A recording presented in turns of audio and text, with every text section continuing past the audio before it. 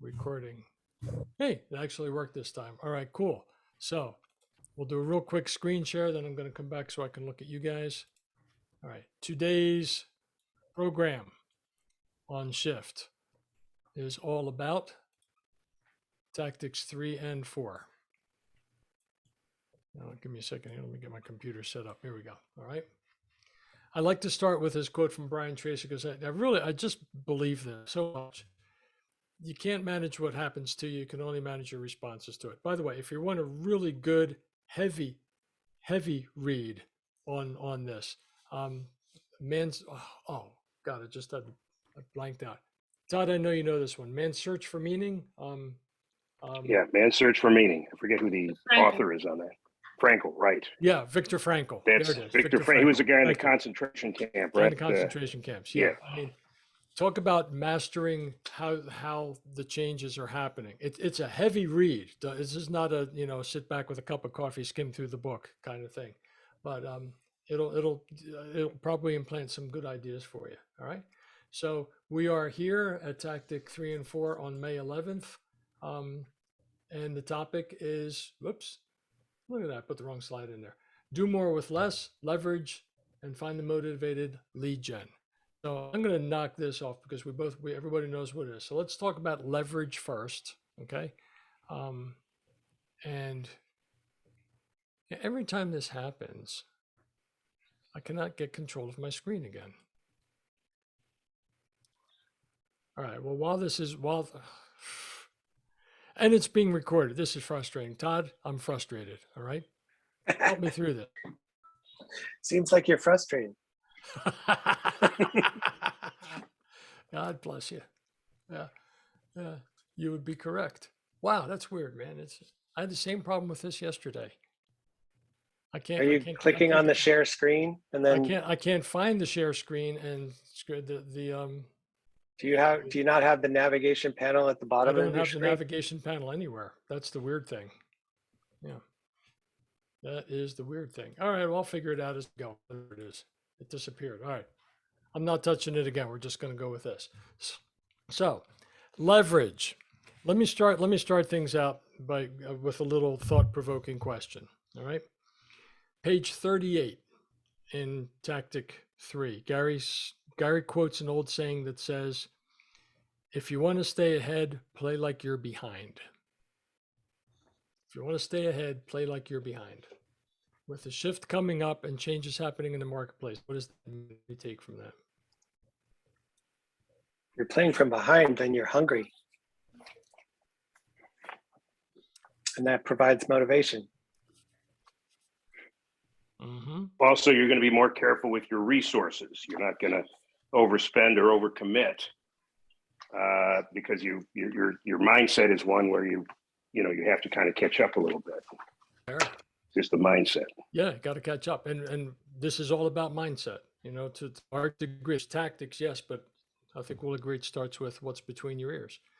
And if you're hungry, is it fair to say that some agents, not necessarily the people on the screen, got kind of comfortable in the last year because they had some banner years, right? So, and when the market shifts, we got to stay hungry. Okay. So who has something that they would want to throw out to the group in terms of either application on leverage or ahas on leverage or thoughts about leverage and what it's meant for them? Hey guys, I think during a shift, the temptation is, and George, you and I have talked about this before when it comes to expenses, the temptation is to cut costs without thinking of the return. So for example, hey, I can't afford coaching anymore. We're heading into a shift. So you jettison that, but then you remove your ability to grow your business. So you need to grow your business. I'm going to cut all my marketing, not doing any marketing anymore. And all of a sudden you get fewer leads than you used to get, the things you have to, when Gary say this, you want to cut fat, but you don't want to cut muscle and you don't want to cut bone. Cut the bone. Right. So it's a matter of being selective about what you cut. Right. How does it tie into leverage, Dean? Tied into leverage.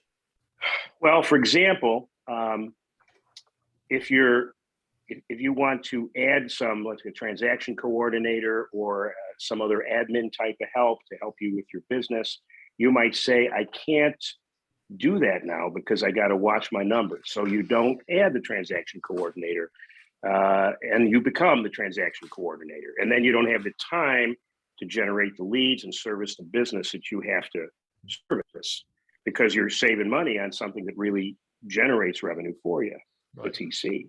So you have to be careful. Got to be careful always. Okay. I'll throw this one out to you just as a little fodder for thought. I think it was my first family reunion I went to. Gary Gary came in and met with the MAPS coaches, which I thought was kind of cool. And one of the many things that he said that I thought was very smart, he said this, and this is him talking to us, talking to the coaches. He said, folks, guys, don't overcomplicate this business. The business is really simple. Here it is. Lead generate until you have more than you can handle, and then buy leverage. Period. Because there's your business. Lead gen until you have more than you can handle, and then buy leverage. Okay. So to Dean's point, leverage also has to tie in with red light, green light. You got to make sure that the money is there, that it makes sense from a fiscal point of view. Okay. What else? What else about leverage that's important for us when it comes to the shift? One of the things that Dean mentioned, it's also about that thought, maybe not getting the transactional coordinator, is holding your money accountable, right? And in the marketing aspect and all that, is it bringing you a return? And at that time is looking at your budget and seeing if those things are working or not working. But if you let go of something that's going to help you be more productive, getting your lead generation done, then I for me, I keep that person, right? Because it's we did that exercise with how much are we, is our hourly worth, right? And then keeping that person, we just need to do more, right? Instead of an hour, 2 hours, let's say lead generating now is like 3 to 4 hours. So we need to do more. Right. And if we let go of a transactional coordinator or that leverage, then we're going to have to be doing it all. And that's when we get burnt out. Yeah, right. So by leveraging it out, it buys you more time. Now the challenge for you is to make sure that you're doing your 20% activities with that extra time and not taking that time off. Then leverage is going to be working for you. Leverage should do two things. Talent should do two things for you. Anybody want to take a shot? Two primary things for leveraging. Buy you time and make you money. Make you money. A return of 4 to 1. That's it. Buying you time and making you money. Yeah. And if you get stuck in thinking about, can I afford it? Talk to me. Let's take a look at it. Let's dive in. Let's take a close look, because I don't want anybody making, decisions that they can't afford to do right now. All right. Yeah. They're going to buy you time. They're going to make you money. Okay. If you happen to have your shift book available, page 42, 43, 7 steps to a talent shift. When you look at that part, if you already have a team or you have an assistant, you have an executive assistant, you got a VA, you have a TC, what comes to mind as you look over this part? I really liked number 3 with changing from job descriptions to task descriptions. I thought that was a good way to look at it, because you can then cross-train. You can have more than one person doing the type of task, and because you've assigned it to them, there doesn't have to be a changing of title or compensation. So I thought that was really great. Right. It's kind of like an all hands on deck idea, isn't it, Todd? Yeah.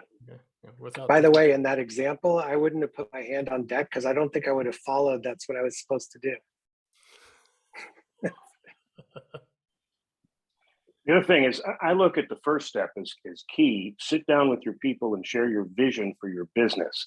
If you have a team and your team members don't share the vision you have, everything else becomes irrelevant.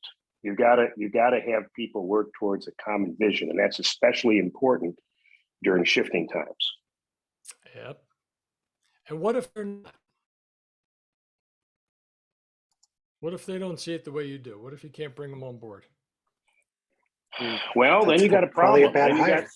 yeah, well, then you got to decide if you want to work with those people because you're working at cross purposes. I mean, if in the same way, if you get somebody, you hire somebody to the team, and the first words out of their mouth is, "What's my split? How much do I make?" rather than "How can I contribute and how can I grow your business?" Well, no matter what you say, that's going to be problematic. So if they don't buy into, as a leader of the team, what your vision is, it's not getting any. It's not getting any better than that. It's like, marrying somebody that's a complete fool and expect all of a sudden he or she's going to become a genius. Hey, no, You know? don't you go talking about my ex-wife like that. No, I didn't mean that. And I had somebody once who married somebody who had a problem. You know what I'm saying? Mhm. And I'm sorry, this is video. This is recorded. And she thought with all her heart that she could reform this person, but you really can't reform this person for something like this. And I think it's the same thing with team members. If they're not buying in, likely they're not going to buy in. They got to They're not going to understand. buy in. Yeah, Yeah. exactly. that's where the tactic, the 7-step, the number 4. So either you expect a result or you expect a resignation. So if they're not on board with what's happening or what you're asking them, to do, there's a cross training, or this is what we're, what the market that we're going to, and we all have to kind of all hands on deck, then it's better to let them go than to try to, string it along. It's going to be worse. Right. Because it's not good for you, and it's particularly for you, and it's not good for your organization, and it's not good for them. Okay. So this really comes down to a discussion of the difference between talents, doesn't it?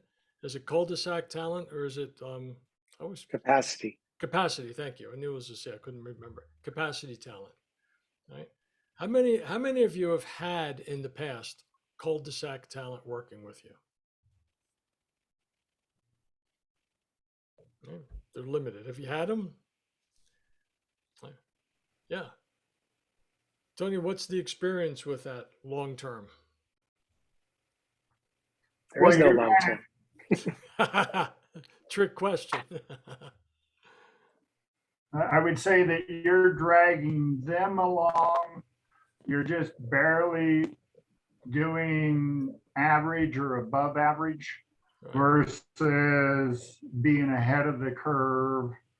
And you're certainly not playing like you're behind. There's no rah rah and let's get it done. It's more like, is this good enough versus Right. we got to win. Right. And good enough doesn't cut it at any time, and particularly in a shift. I don't think any of you guys would be with KW if good enough was good enough, would you? I think it kind of depends though. I mean, it could be a stopgap that you actually need in your organization. Like if you have a runner who's, in college and at the junior college, and they're going to go off to another college, but right now that's what you need. It's fine as long as this is not a long-term situation for the organization. Fair enough. And that's where the clarity in the job makes a big difference. So, we were talking about job description before. Clarity is power, bold law. One of the challenges is how clear are you in your vision? How clear are you in where you want your business to go during this shift? How clear are you in your expectations of everybody coming with you during this time? Okay. So clarity is a major component. And yeah, if you need somebody just to do some running, this isn't a $50,000 a year decision. You need somebody to open up some doors. It's same thing. It's not a big decision. But at any point in time when they are representing you, that's when you need to be a little bit more careful, make sure you got a culture fit. Okay, cool. This is good. Anything else from those 7 steps?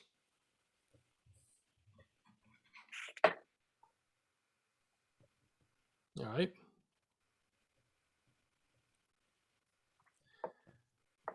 What impact does your behavior, not your thinking, but your behavior have on your team's willingness to do more with less?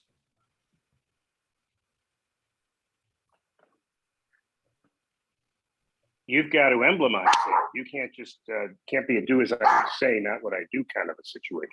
And your puppy agrees. Yes, indeed. Gracie absolutely agrees. Yeah, she knows my philosophy backwards and forward. That's it. Yeah.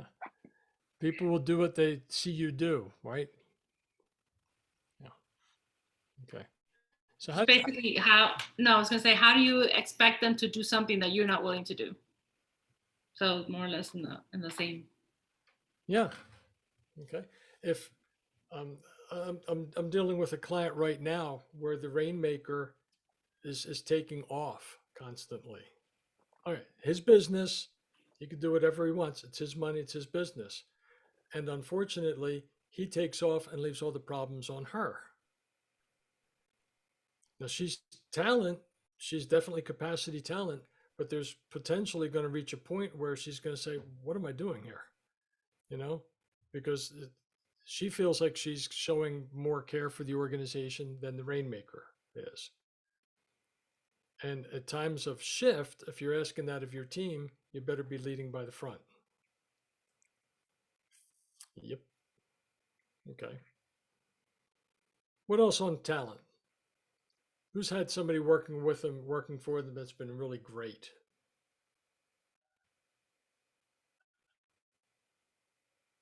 Ooh. Ah, all right. How do you get the right person? I'm gonna go into a little tactic here just to make sure everybody's on board. Let me can I rephrase that question? Put it in a better frame. All right. It's easy to hire cul-de-sac. It's easy to hire somebody to fill the gap. Okay. It's easy to hire the first person who comes and has a great personality and is really, really nice. What's the process to make sure you're getting talent?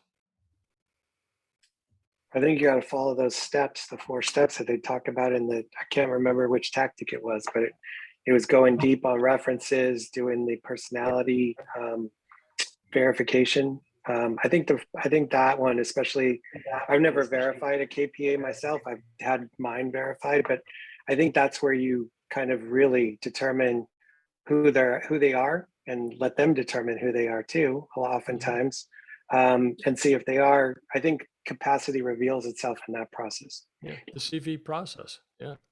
In the career visioning, like when I was coaching agents, so my team is just my husband, myself, and a TC, and she's amazing. And then we just got a virtual assistant. So I haven't hired anybody like for the team for us. But when I was doing the motivational interview for the agents that I was coaching, and that's part of career visioning, that motivational interview is huge because you see what is it that this person wants. Are they like a go-getter? Do they have a big vision? Mm-hmm. Because if that's the case, then your vision has to be bigger than theirs, so that person can grow. So your bubble has to be small. Your bubble has to be bigger than theirs, right? Right. Yeah. So that's huge. That for me, that was a big step in seeing the agents that I was coaching to see where they were at. Right. But Ava, that's going to take so much time. That's what I hear. It's what I hear as a coach. It's going to take so much time to go through that whole process. Especially when you're in pain, when you need the help, it's going to take a lot of time. Mm-hmm. Yeah, but it can. And then when business is slow, I can't afford it. There's the catch-22. All right. So if you don't take the time to get the talent on the front end, what's the almost undeniable outcome in the long term? Bad hire. Bad hire. What's the cost of a bad hire? It can cost you a lot. Just went through this with another client. Okay. Had someone working for him 40 hours a week, salary. Now, fortunately, he had her on as a 1099. I'm not quite sure how he pulled that one off, but he had her on as a 1099. Found out that she was actually selling while she was working for him for EXP. He's paying her 40 hours a week. She's not answering her phone right away all the time. Well, yeah, because she went out and did 10 deals in the first quarter. You know why she wasn't answering the phone? She was showing houses for a competitive company. I have a feeling had he done the CV process and had he gone 3 deep on the referrals, somebody somewhere along the line would have said, "Yeah, probably don't want to hire her, and here's why." So that little interaction has cost him tens of thousands of dollars plus the aggravation, and now he's scrambling to fill the gap. So when you're ready, when the time comes to get that person in place, take your time on the front end, interview enough people, and get the one that fills the slot that you have carefully defined, as opposed to just the best. A buddy of mine used to say, the best day of anybody's the best day on the job is the day they interview. There's some truth to that, right? So don't be like my other client who got snookered into losing tens of thousands of dollars because he had somebody selling behind his back for a competitor. That's not too cool. But that's also why you use the 30, 60, 90 process though. Amen. Right? Hire you for 30. And again, Todd, so many times it comes back to clarity. Are you clearly defined on the job description? And guys, if you don't know where to go for this, KW Connect has it. Go to KW Connect resources, leverage. You got 30, 60, 90s, you got job descriptions, got all kinds of stuff in there. Do they have task descriptions? No. But you'll be able to come up with some, I'm sure. Right? All right. So let's switch gears. Talk about lead gen. Find the motivated. Everybody's favorite topic, lead generation. What's the biggest myth that you're holding on to that's limiting your lead gen, folks?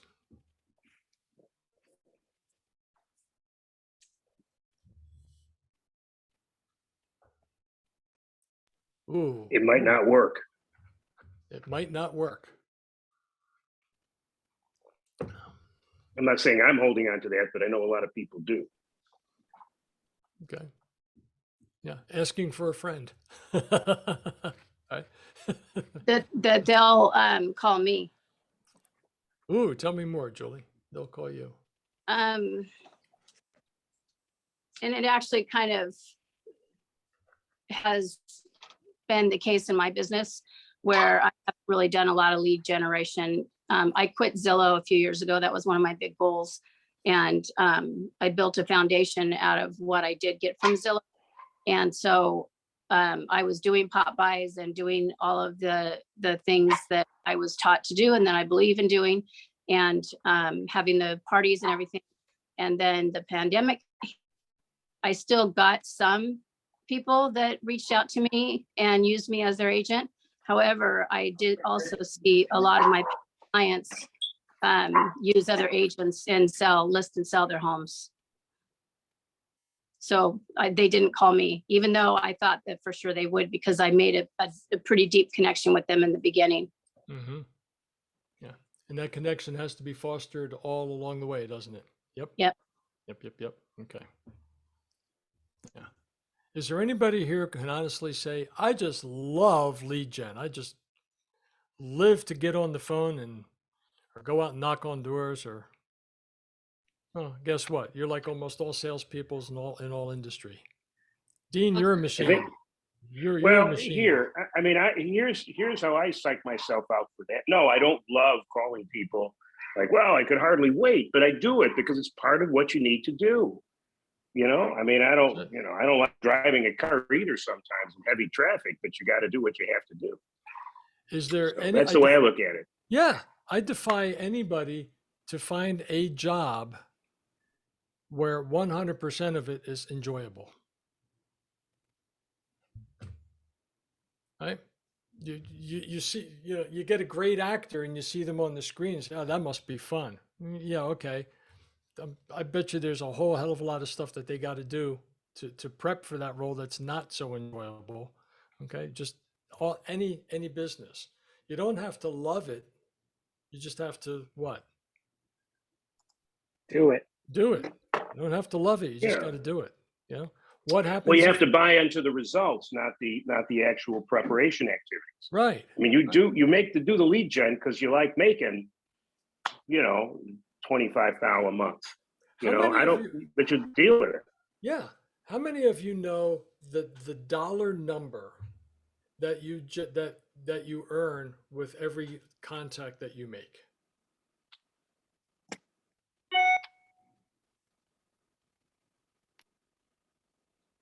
There's an interesting concept. Okay, let's say all you did was fun. Can I tell you where this comes from? Then we can bring it into modern day. Would that be okay? All right. I don't like to do all the talking, but I think this is an important concept. Back in the day, when I was selling knives, 20 years old, and by the time I finally got good at it, I knew my metrics. I knew what my average order was. I knew what my closing ratio was. I knew how many people I had to talk to on the phone to get an appointment. I knew how many leads I had to get from every client, every customer, so I could make those phone calls. And I don't remember what the amount was. Let's call it $7. Okay. That if I made whatever, enough phone calls, if I made 10 phone calls, then I would earn $70 in commissions. You with me? So I would work it all the way backwards. And I had that amount of money, physically money, taped to my desk. So that when I was caught, and this was in 1978, 79. I'm going way back. No cell phones, none of the stuff we have today, phone that you had to push the buttons. And if somebody said no, I would look at the $7 and say, cool, I just earned $7. Throw that lead away, call the next one. No, thank you for the $7. Throw that lead away, call the next one. No, thank you. Now I'm up to $21. Somebody's going to hit. My guess is that in real estate with an average commission of $10,000 or so dollars, your dollar per contact rate is substantially higher than the $6 or $7 I was earning as a college kid selling knives.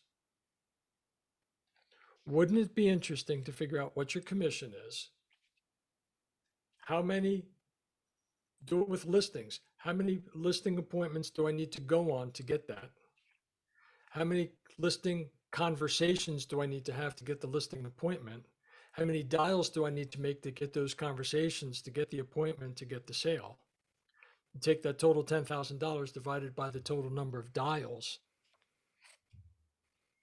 Even if you had to do 100 dials for $10,000, that's a C note per dial. Does that change the way you look at lead gen?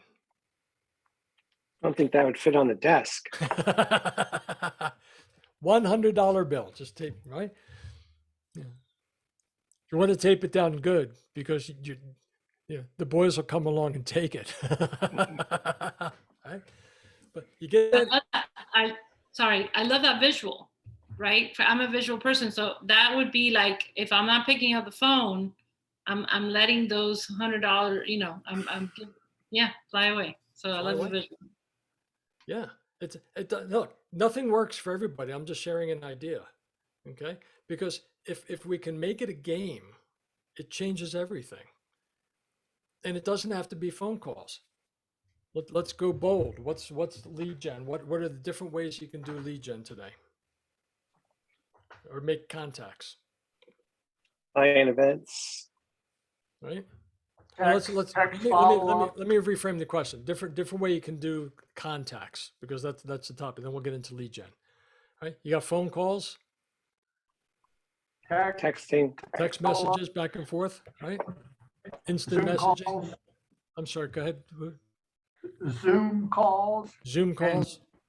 and multiple Yeah. people on one Zoom call. Yeah. Video messaging. Video messaging, talking to, as long as it's two-way. Anything that's a two-way conversation counts as a contact.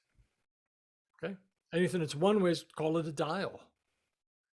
But any way that you can make it into a game just makes it a little more fun, more palatable. Maybe not more. All right, let me take that back. I'll walk that one back. Maybe not more fun, more palatable.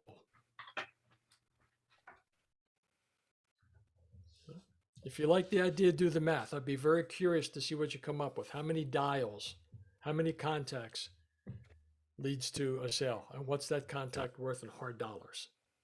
That's a fun little bit of math for you to play with. But it's got to be your numbers, not the MREA numbers. That's just averages.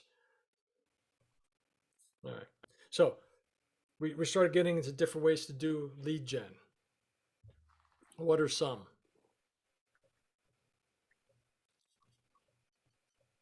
What are some ways to do lead Some gen? ways to do lead gen besides phone calls. Yep. Oh. Yeah, definitely the client events. I just had one, so it was, nice having people contact. I love the reverse bold 100. We've done that once, looking to do it again now for the summer. I've heard great success with that program. Can really make it a game. If you have your shift book out, page 55. If you have MREA, it's I think it's on page 138. One of the things that I think is smart to do, especially now in a shift, take a look at all the lead sources that you have that you've been using over the past several months. Write them all down.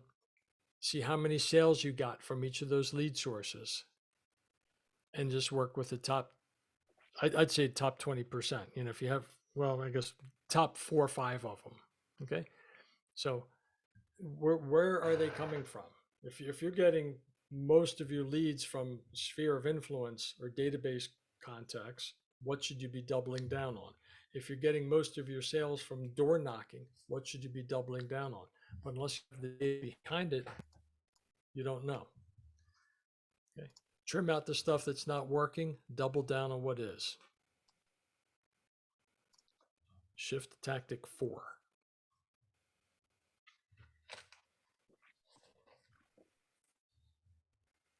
Here's another one that'll probably be coming up as the market starts to cool. When you put a listing live on Thursday at 1 o'clock, and by dinner time you've got 15 offers on your list, there's really not much of an opportunity or a need for an open house. I mean, how many of you have done open houses as often as you did prior to COVID in the last year? Well, Nope. we're still doing them. So we set it up. I love that that nice house that you were in today. That I want to tour that one. So we have we put it in on Wednesday, and we start getting calls, and we'll do a couple of showings, but we let the person know that the seller wants the people to come on the open house, and so it's there or coming soon, depending on where you guys are at. But I know we have the coming soon here in Miami. So and we just still do the open house, and then track the people who are coming in.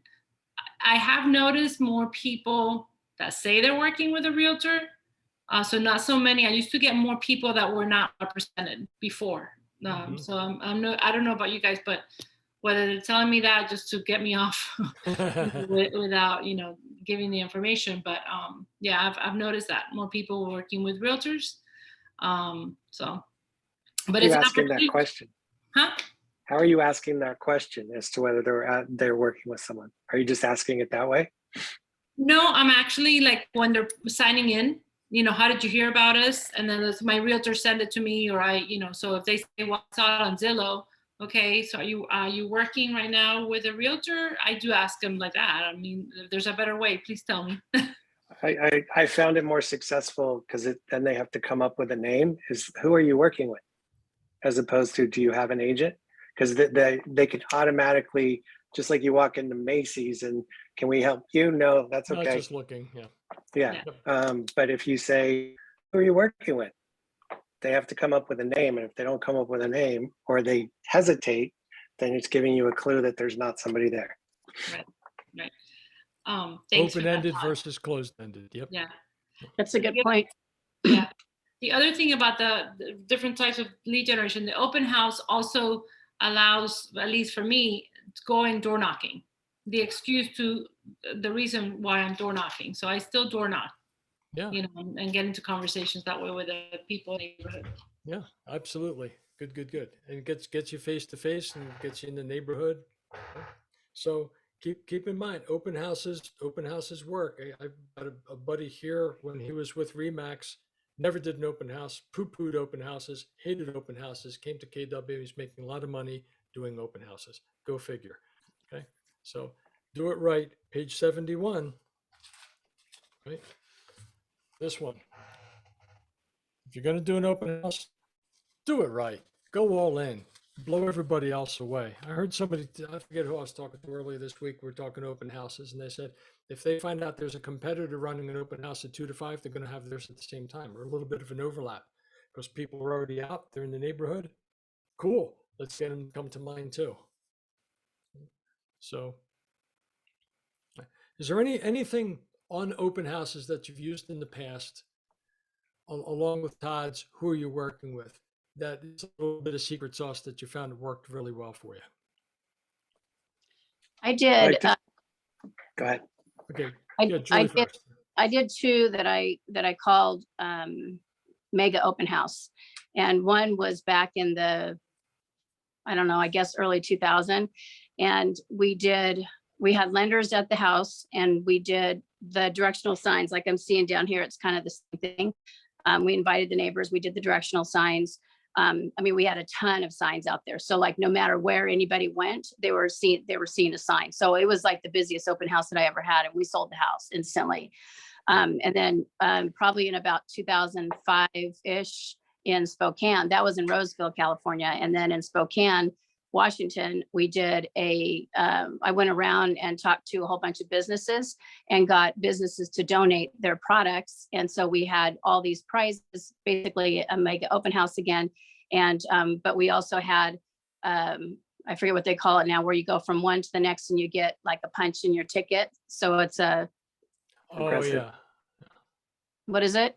Progressive. Open house. Yeah, progressive. Thank you. So it was a progressive open house. So then they went from one to the other. Unfortunately, that day we had the worst snowstorm ever in Spokane, and I still gave away the grand prize was a trip to Las Vegas that Oh, I wow. had. And only because I had gotten it from joining getting my timeshare. So when I got my timeshare, they gave us a free trip to Las Vegas. So I gave that away as the grand prize. You mean you re-gifted? Oh my God. Yep.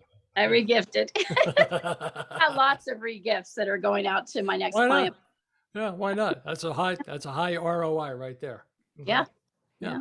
So keep it in mind, folks. Open houses are great, and I think we're going to start to see more of them as the market cools down a little bit and they're not flying off the shelves like they were. I think people are excited to get back out and get face to face and see other human beings live. There's lots of reasons to do them. And, one is, of course, you get to go out and canvass the neighborhood. I know a guy in North Scottsdale. When they do open houses on Sundays in North Scottsdale, you cannot not see their signs. Drive anywhere around North Scottsdale, you're going to see BVO luxury signs all over the place.